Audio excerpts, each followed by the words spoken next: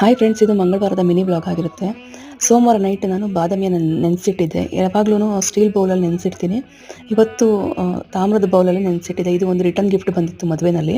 ಆ ಒಂದು ತಾಮ್ರದ ಬೌಲಲ್ಲಿ ನೆನೆಸಿಟ್ಟಿದ್ದೆ. ತಾಮ್ರದ ಬೌಲಲ್ಲಿ ನೀರನ್ನು ಇಟ್ಟು ಬೆಳಗ್ಗೆ ಎದ್ದು ಕುಡಿಯೋದ್ರಿಂದ ಒಳ್ಳೆಯದು ಅಂತ ಹೇಳ್ತಾರಲ್ವ, ಹಾಗಾಗಿ ಬಾದಾಮಿ ಜೊತೆಗೆ ಸ್ವಲ್ಪ ನೀರನ್ನು ಜಾಸ್ತಿ ಹಾಕಿಟ್ಟಿದ್ದೆ. ಬೆಳಗ್ಗೆ ನೋಡಿದ್ರೆ ಫುಲ್ ಕಪ್ಪಾಗ್ಬಿಟ್ಟಿತ್ತು. ಒಂದು ರೀತಿಲಿ ಗಾಬರಿನೂ ಆಯಿತು, ಇದನ್ನು ತಿನ್ಬೇಕಾ ಬೇಡವಾ ಅಂತೇಳಿ. ಸರಿ, ನೆನೆಸಿಟ್ಟಿರೋ ನೀರು ಅಷ್ಟು ಕಪ್ಪಾಗಿತ್ತು, ಇದು ಕುಡಿಯೋದು ಬೇಡ ಅಂತೇಳಿ ಗಿಡಕ್ಕೆ ಹಾಕೋಣ ಅಂತ ಬಂದೆ. ಹೋದ್ವಾರ ತಾನೇ ಹಾಕಿದ ಒಂದು ಬ್ರಹ್ಮಕಮಲ ಸಸಿ ಆಗಲೇ ಮಗ್ಬಿಟ್ಟಿತ್ತು. ನಾವು ಹಾಕಿರೋ ಗಿಡ ನಮ್ಮ ಮನೆ ಮುಂದೆ ಈ ರೀತಿ ಹೂವು ಬಿಟ್ಟಾಗ ತುಂಬಾ ಖುಷಿ ಆಗುತ್ತಲ್ವ, ನನಗಂತೂ ತುಂಬಾ ಇಷ್ಟ.